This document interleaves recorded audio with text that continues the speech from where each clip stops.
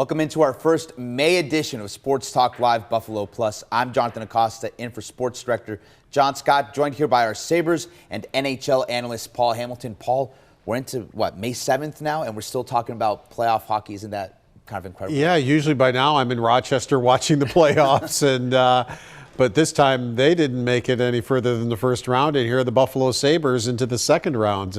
And we're into May, and this could even go into June. Who knows? Well, especially if the Sabres continue to play the way they did in Game 1. They got second-round action underway last night against the Montreal Canadiens, and it was a great start to this series for the Sabres on home ice, taking a 1-0 series lead. The Sabres with a 4-2 win against Montreal in Game 1. Goals from Josh Doan, Ryan McLeod, Jordan Greenway, and Bo Byram. And Paul, Lindy Ruff, after the game, spoke about how he expects both teams to be better in Game 2, but certainly as far as Game 1 goes, this was a great start for Buffalo. It certainly was, especially getting out to that 3-1 lead. And, I mean, they almost scored like 20 seconds into the game. I mean, it had Hudson not pulled down Benson with the trip, that was going to be right over for a tap into Doan, and they would have been ahead 15, 20 seconds into the game. So that's how they attacked right off the face-off. And that line did a great job with that, and got the fans into the game like Lindy Ruff wanted. He was concerned that they weren't using the energy that the fans were providing for them in the first 3 home games of the playoffs, where they went 1-2. But it seemed like they really did latch on to that energy in this game. And as Lindy Ruff said, it wasn't their best game, but it certainly wasn't awful. I mean, it wasn't their worst game either. It just wasn't quite what they had been doing, or if you compared it to Game 6 against Boston, it wasn't that, but it was good enough that they were able to find the way to a win. And you talk about Boston. I think we anticipated coming into this series that there would be a higher pace in this series, that we would see more skating from both teams. And I think that's certainly the way that this first game at least played out, with both teams having opportunities on the rush. Probably both teams wanting to limit the other team from getting that same amount in Game 2, but certainly a different feel to this series than the Boston one. Exactly. And Marty St. Louis said the same thing. He said one thing he noticed for his team, he goes, we've spent 2 weeks basically under a blanket with the Tampa Bay Lightning. We couldn't do anything. He goes, and in this game, he noticed, they had a lot more room to operate. Now, Lindy Ruff would like to take some of that room away from them. Yeah. But same thing with the Sabres. The Sabres also had a lot more room to maneuver around. And, because Boston kind of is the same way as Tampa Bay. They want to slow the game down. Boston knew they can't run and gun with the Buffalo Sabres. Their only chance would be to slow them down. So both teams, it was almost like refreshing that, oh, good, we can move around, we can skate a little bit, and, get some opportunities. And there were 6 goals in the game, and it felt like each team could have had more, right? How many times did the Sabres hit the post or the crossbar with Dahlin and Jack Quinn and everything? So plenty of chances in that game. The Sabres at least converting on the power play. And we heard from Lindy Ruff that after the Boston series, the Sabres still needed to work on improving as a team. And they knew that coming into a series against a better team like Montreal, the power play was something they were going to have to improve. Well, I mean, in this start to this series, not just 1, but 2 power play goals. The power play didn't look that great for the first one, but eventually they found something, especially with that second unit. Yeah, and the thing that they're doing now is I think they're doing much better on their battles. That was something that was puzzling for me, that why do you battle so hard 5-on-5, and why do you battle so hard shorthanded? But on the power play, you lose battles where you have 2 guys and they have 1. But I really thought the battles improved a lot. First of all, they were able to get the entries into the zone, and once they got into the zone, they battled. In the example, let's use the McLeod goal as an example. You got Doan in front of the net battling 2 players, winning that battle, getting the puck to Benson, quickly across over to McLeod, and it's up and into the net. And but that doesn't happen if Doan doesn't win that original battle right in front of the net there. So I think that, to me, was the biggest thing, that I think the battles on the power play, and you can go back to the goal that wasn't quite a power play goal against Boston. They did it 1 second after the. Yeah. They did it there, where Doan worked his way in front, got position. And the one that was a power play goal, the Zucker play, that he went across that there was a power play goal. Same thing. You know, they worked harder. So it was starting to come at the end of the Boston series. And Paul, you bring up names like Zucker and Doan. And one thing about last night's game, it wasn't the star names like Tage Thompson and Rasmus Dahlin leading the charge in this one. It was names up and down the lineup contributing in this one. You know, Jordan Greenway having that goal, McLeod on the power play, the legend of Zach Benson somehow continuing to grow and grow by the game in this series. So really the Sabres' depth has been on display again with guys not on that top line, but guys on lines 2, 3, and 4. The top line actually played against Montreal's top line quite often, and I thought did a pretty good job of shutting them down. So it really wasn't what you would expect out of the top line. But first it was the Norris line that came through for them. And then I think from start to finish, the McLeod line was excellent, really good. Yeah. I mean, you mentioned Quinn. I mean, that was a 2-on-1. McLeod sets him up, and he just rips it, hits the crossbar. I mean, he had another chance. Zucker set him up a couple of times. One was wide, one good save. But he was in the areas where goals were scored, getting himself open. His skating was excellent. His skating was excellent. Their defense was excellent. I thought it was a huge rebound game for that line because McLeod said himself that they needed to clean things up from Game 6 in Boston, where I just don't think they had a good game. And I thought from start to finish, they were Buffalo's best line. Ruff even had the comment when he was asked about the production from their third line with Doan and Benson, and he's like, how do you know they're not our second line? And kind of goes I've been saying that for to the depth of just the lines of forwards that they have. And you've heard me say that. That's, you know, coaches don't really number lines. It might be the Norris line that is the line that's going one night. And then it might be the McLeod line. And I could sit here and tell you all the reasons why the Norris line is the second line, and then I could spend the same time and tell you all the reasons why the McLeod line is the second line. It's that close. It's not second line, third line. It's who's going, who's doing what.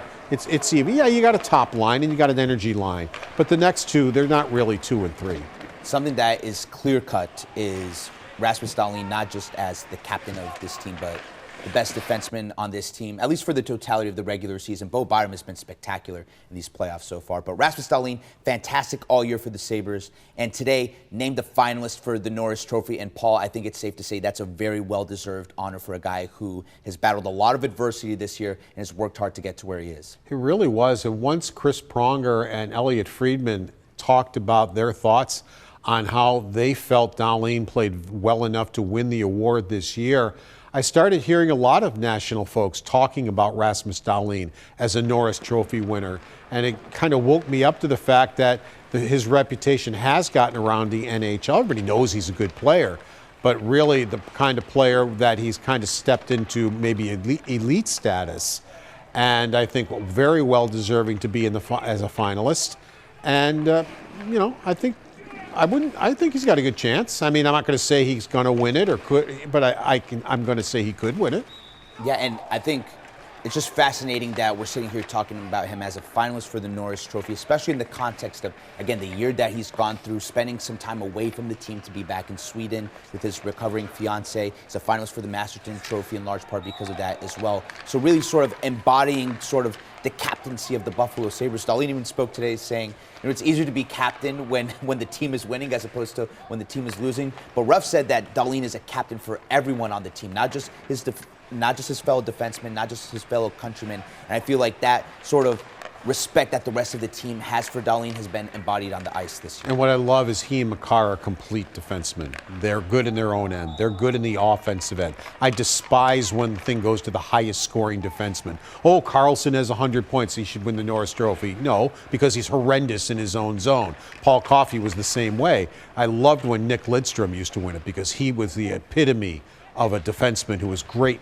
defensively and great offensively. Cale Makar, Rasmus Dahlin, and Zach Werenski, the 3 finalists. Very quickly, do you feel like he has a good chance to come away with the trophy? Sure. Yeah, as I said, I'm not going to handicap it or predict he's going to get it because Cale Makar also has had a good season and has won it before.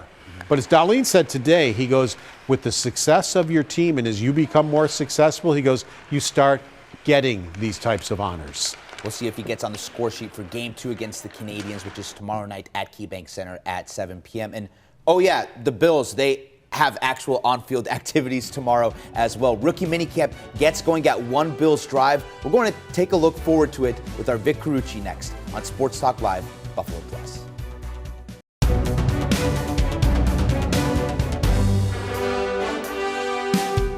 Welcome back into Sports Talk Live Buffalo Plus. Vic Carucci joining me now as we talk some football. And for all of the offseason chatter leading up to the draft, during the draft, even after the draft, sort of diagnosing and talking about this Bills draft class. Right. Tomorrow, our first chance to actually see these Bills rookies on the field. And whenever you get to this point in the offseason, I think that's exciting because we're sort of done with the talking stuff. We want to see players on the field and sort of have tangible things to talk about. Yeah, and you're right. It becomes tangible enough for the Bills to also get some of these rookies signed under contract. That isn't always the case, and it isn't the case with every player they drafted. But just announcing within the last few minutes here, they signed their top overall pick, which was the second-rounder T.J. Parker, safety Jalen Kilgore, Zane Durant, the defensive tackle also in the 5th round, the 3 7th-rounders, Toriano Pride, the cornerback, Toriano Pride Jr., Tommy Dorman Jr., the punter, and then Armaj Reed Adams, the guard,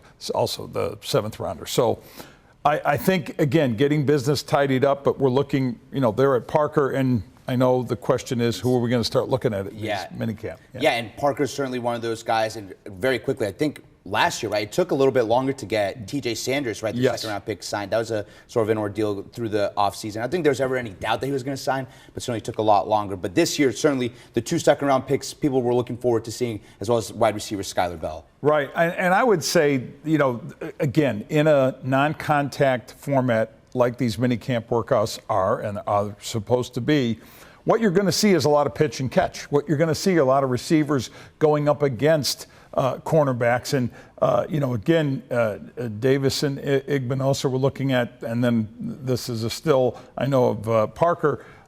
You're going to look, for me, what I want to see is how the happen on the field, especially with Igbinosa being as big and as physical as he is, how much of that translates on the field. Parker, it's all about the route running. It's all about that explosive speed. Look, on tape, it looks like this guy can really separate and knows how to be elusive in coverage and just kind of run his routes in a way that gives him some room to catch football. Now you want to see that applied, keeping in mind, Jonathan, that this is happening rookie on rookie, not rookie on veteran. And I think you make a point when they're not in pads, when they're in T-shirts and shorts and everything. Yeah. The stuff that sticks out really is the measurables. When we're talking about Max Hairston coming in last year, right? The speed is something that he didn't need to be in pads for us to see. Pad speed is different than T-shirt and short speed, but you're looking for the measurables. Deion Walker, the immediate size of him sticking out, and that's sort of the things that we're looking for in this sort of setting. Right? Absolutely, the physical presence that a guy has. And it's one thing to look at numbers on a sheet that shows height, weight. What does it look like, and how does it translate? How is the muscle and so forth distributed on a guy? You do pay attention, and you mentioned Maxwell Hairston, seeing a very skinny guy, and you started to wonder, and what comes with a smaller looking football player in a game that is all about contact and physicality, fragility. How does he hold up? Now, I'm not saying that.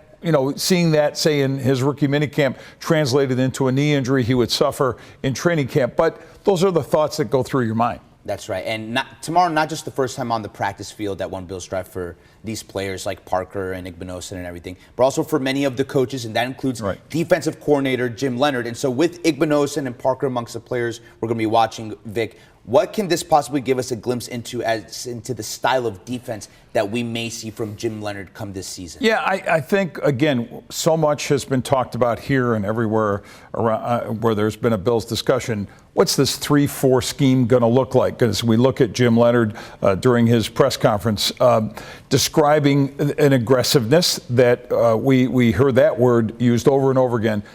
Are we going to see, a full-out aggressive style that shows us, boom, people colliding, that it, again, isn't going to come up, shouldn't come up in minicamp, but just the way the front seven is configured, and then in coverage, how close these DBs are to play press man, because that's another element of it. The packages that they have these guys at least simulating or doing as far as blitzing and moving around that way. What will be the tendencies, and we're going to see a whole different look, I think, than what we saw for 9 seasons, the better part of it, under Sean McDermott, that sort of shell coverage, zone coverage, passive sort of look. This is going to be, again, it's advertised as a textile. Let's see what that translates to on the field. Vic, and even to get more into the weeds, even just like how he conducts a practice, right? Yeah. Because both coordinators last year for the Bills, a lot of energy, a lot of juice that the team always talked about, and Joe Brady and Bobby Babich.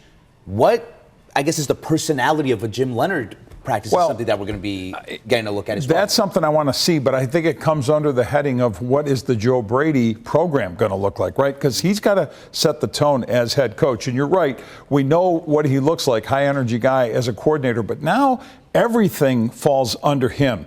And the tempo, the tenor, the tone, everything is established by the head coach. Jim Leonard, as defensive coordinator, for sure is running that side of the ball and pretty exclusively, because Joe Brady, the offensive-minded guy that he is, but Joe's stamp is going to be showing up in some form.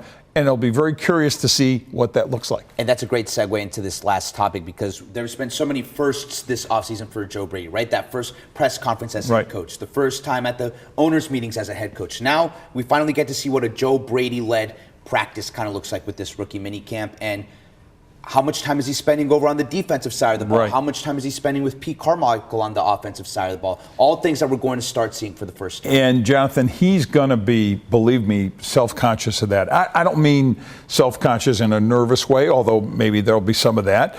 But I think it's more about showing the players, especially the incumbents and some of the newcomers, that, hey, I'm the head coach now. I'm the CEO of the football's operation, at least on the field, because that's what I'm supposed to be, and I want to pay attention to this defense. I want the defensive guys to know that, hey, I care as much about what they do as the offensive guys. In a way, could you even maybe see some overcompensation, knowing that maybe he has an OC that he trusts in Pete Carmichael? Does he want to, in a way of showing these defensive players that he's truly going to be the head coach, that he's going to maybe spend even a little bit more time with the defense as he tries to kind of settle into this role of not just being on the offensive side of the ball, but being the head guy? Yes and no. I mean, yes, it makes sense what you just said, and there could be some of that. But I think, remember, this is minicamp. This is orientation. A rookie minicamp, especially. This is getting the young players who have never been in the NFL oriented to that.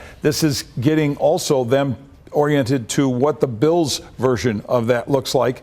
And he's got to be evaluating in his own mind, okay, who are some of these guys that he knows what they look like on tape and in scouting and all that, and listen to the scouts, listen to Brandon Beane. Now they're on the field performing, and in his mind, he's and I'm sure and however else he takes notes, he's noting, who looks like what, and are these guys that are these pieces that are going to help this football team.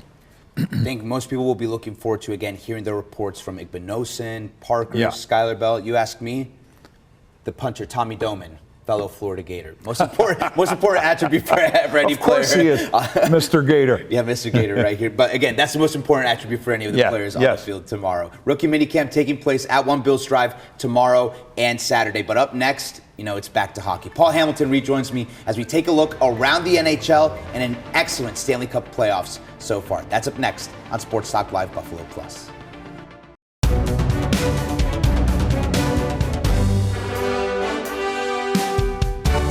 Welcome back into Sports Talk Live Buffalo Plus. Paul Hamilton back with me for this final segment. Paul, did you have to pay for that seat the same way you have to pay at the presser that Lindy Ruff pointed out? Yeah, he likes giving me a hard time. We've been doing it for years, going after each other and having fun, so why stop now? That's the thing with this playoff run, though. It's giving you and Lindy a couple of extra weeks to, continue busting each other's chops and everything. Oh, yeah. He's got to give you a good shot. You got to be able to take it. That's right. The Sabres just one of the series going on right now with the Montreal Canadiens, but this has been an excellent Stanley Cup playoffs so far. So let's take a look at this graphic we have of how these 4 conference semifinals are standing right now. Carolina and Philadelphia. Carolina with a 2-0 lead. Colorado also with a 2-0 lead in their series. Both Carolina and Colorado haven't dropped a game yet in these playoffs. Meanwhile, Buffalo with the 1-0 lead, and then Anaheim and Vegas 1-1 right now. So let's just kind of go one by one through these series and just your overall thoughts on these. And let's start with Carolina and Philly, because Philly had a chance to steal game 2 down in Raleigh. And yeah, it's Carolina with the 2-0 lead as the series pivots back to Philadelphia. They scored 2 quick goals, and that was it. Freddie Anderson slammed the door, and that's the difference right there. Freddie Anderson has always been a very good goaltender in the regular season, even with Toronto, but he hasn't been able to get it done in the playoffs. Is this the year he turns it around, kind of like Bobrovsky did the year when Lyon was playing, and then Bobrovsky came in and he became a playoff goaltender that won 2 Stanley Cups? So I'm wondering if maybe Carolina can get through, because that's been their problem. Goaltending has not been able to get them through in the playoffs. And maybe Freddie Anderson now is, because he leads the league in save percentage and goals against, right ahead of Alex Lyon, who's second. But we'll see if he can get them through. Safe to say this is a must-win game for Philly in Game 3 on home ice. As we look over to that Colorado and Minnesota series, that first game was wild. One of the most, no pun intended, but one of the most incredible playoff games I've seen really in the NBA or NHL this year. And, you know, Minnesota makes that goaltending switch from Wallstedt to Gustafsson, but with the way the Avalanche are rolling, didn't make that much of a difference in Game 2. In the same night, Montreal got 9 shots in a game, and Colorado got 9 goals in a game. That was crazy. I'm still angry about Minnesota. They had to open against Dallas and play against Colorado, only in the NHL. That is just not right. But it is what it is, and the Avalanche are just on a roll right now, and I just don't know if the Wild can, especially getting down 2-0. It's really, now they can afford one more loss. They got to win 4 out of 5. Another team that has to really defend home ice now. Anaheim, though, maybe the surprise of these playoffs, and have put themselves in a really good position. Maybe a lot of people not expecting this coming in. I thought Edmonton would beat them, but here they are after the first 2 games in Vegas, sitting with the tied series. Good young players. Joel Quenneville is their coach, who has proven what a great coach he is with the Chicago Blackhawks when he won the Cup. Now, the other stuff that happened in Chicago, I don't agree with, and I don't agree that he's back in the NHL, but that's just me. I don't run the NHL, but there's no question he is a great coach, showing it again here with the Ducks. And then also, every time I have at least watched Anaheim, lethal power play. That's something that stuck out. And as we end with the Sabres and Canadiens, I think in an early key to Game 2, very quickly, I think that power play, if they can continue to have that going, very important, correct? Yeah, it would be huge for the Sabres if they could go to Montreal up 2-0. Exactly. Again, puck drop in that game tomorrow night at 7 p.m. at KeyBank Center. After that, the series pivoting to Quebec for Game 3 this weekend. Both John Scott and I will be there at the Bell Center for our first taste of what playoff hockey looks like in Montreal. For Paul Hamilton, I'm Jonathan Acosta. Thanks for tuning in to this edition of Sports Talk Live.